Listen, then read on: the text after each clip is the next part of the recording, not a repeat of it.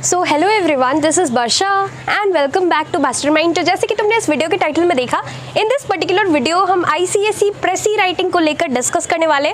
Summary writing भी हम लोग बोलते हैं, तो डू नॉट गेट कंफ्यूज। यहाँ पर प्रेसी राइटिंग या फिर समरी राइटिंग सेम है और ये तुम्हारा इंग्लिश लैंग्वेज के पेपर में आता है। तो यहाँ पर अगर तुम आईसीएसई 2024 बैच स्टूडेंट हो तो डेफिनेटली काफ़ी ज़्यादा इंपॉर्टेंट एंड यूजफुल वीडियो होने वाला है, बिकॉज हम यहाँ पर प्रेसी राइटिंग का कुछ टिप्स को लेकर डिस्कस करेंगे जो कि तुम्हें हेल्प करेगा यहाँ पर प्रेसी राइटिंग अच्छी तरीके से तुम कर पाओगे।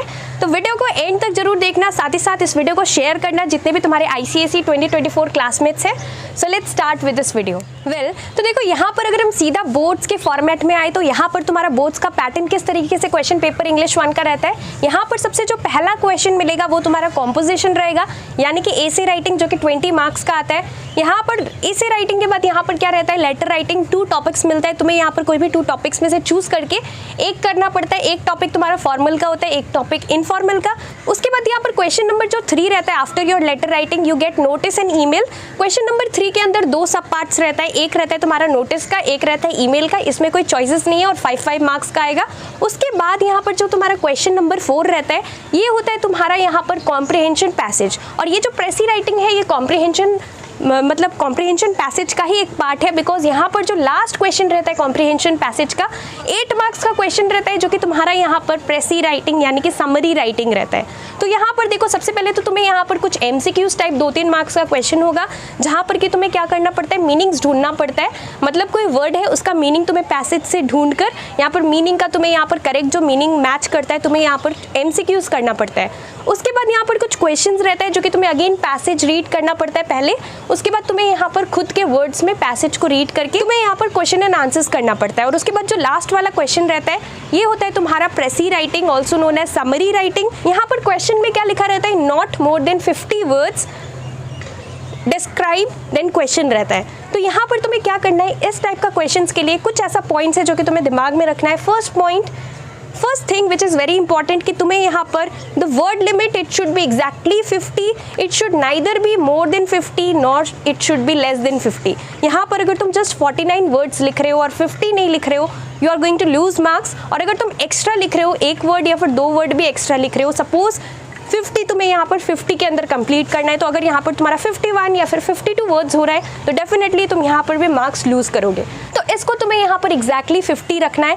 उसके लिए डेफिनेटली तुम यहाँ पर मल्टीपल टाइम्स ट्राई करोगे, तभी जाकर तुम्हारा 50 वर्ड्स के अंदर पूरा सेंटेंस, पूरा यहाँ पर तुम्हारा जो समरी है वो कंप्लीट होगा।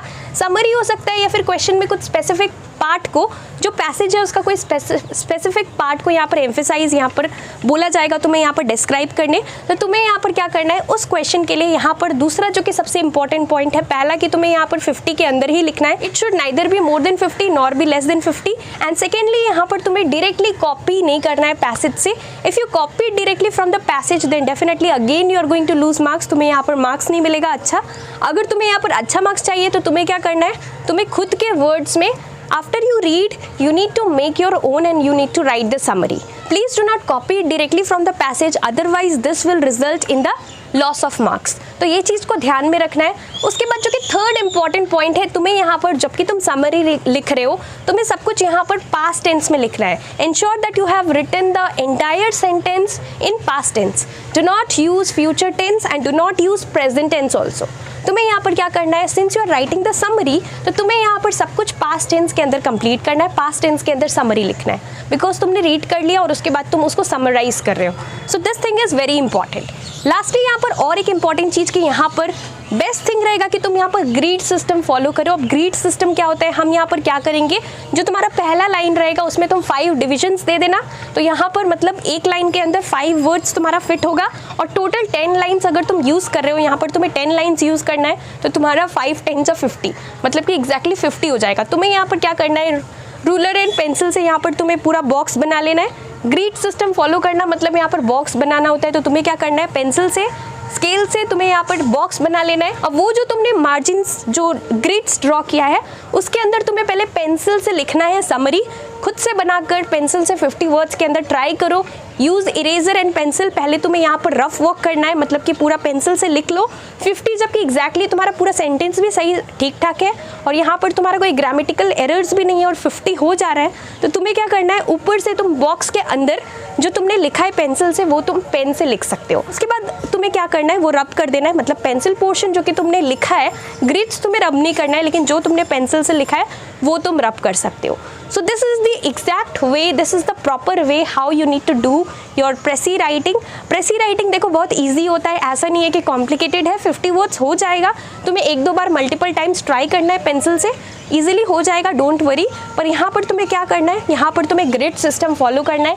ऐसा नहीं है कि यहाँ पर तुमने पहला लाइन में 6 वर्ड्स फिट किया, सेकेंड लाइन में तुमने यहाँ पर 8 वर्ड्स को फिट किया।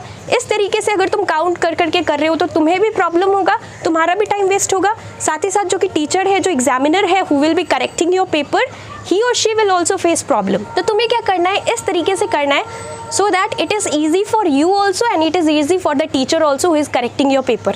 तो इस तरीके से तुम्हें यहाँ पर प्री बोर्ड्स में भी फॉलो करना है ये चीज़, और साथ ही साथ तुम्हें यहाँ पर बोर्ड एग्जाम्स में भी फॉलो करना है। और अगर इस तरीके से तुम करते हो और डायरेक्टली अगर तुम यहाँ पर पैसेज कॉपी नहीं कर रहे हो, खुद के सेंटेंस में मतलब लिख रहे हो, समराइज कर रहे हो, तो डेफिनेटली तुम यहाँ पर 8 में एटलीस्ट 7, 6 तुम्हें मिल जाएगा, 8 भी मिल सकता है अगर तुम अच्छे से लिखते हो। तो ये चीज़ को ज़रूर फॉलो करना है। और देखो थोड़ा टाइम कंज्यूमिंग रहता है, तो तुम्हें यहाँ पर इंग्लिश 1 का पेपर थोड़ा अच्छे से मतलब यहाँ पर टाइम मैनेज करना है, बिकॉज ऐसे राइटिंग में अगर तुम बहुत ज़्यादा टाइम वेस्ट कर रहे हो, या फिर तुम लेटर में बहुत ज़्यादा टाइम वेस्ट कर रहे हो, या फिर तुमने कोई और टॉपिक चूज़ कर लिया ऐसे के लिए या फिर मान लो लेटर के लिए, उसके बाद फिर तुम शिफ्ट कर रहे हो कोई और टॉपिक के अंदर, तो फिर इस तरीके से अगर तुम करोगे तो डेफिनेटली तुम्हारा टाइम चला जाएगा और तुम पूरा पेपर टाइम पर कंप्लीट नहीं कर पाओगे।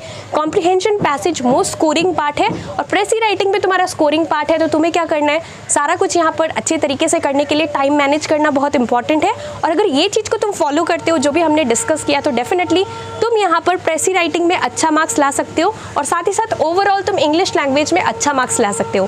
Because let me remind you कि इंग्लिश एक कंपलसरी सब्जेक्ट है, यानी कि तुम्हें लैंग्वेज एंड लिटरेचर दोनों में अच्छा करना है, उसके बाद ही तुम्हारा इंग्लिश का ओवरऑल परफॉर्मेंस अच्छा होगा। Thank you so much for watching.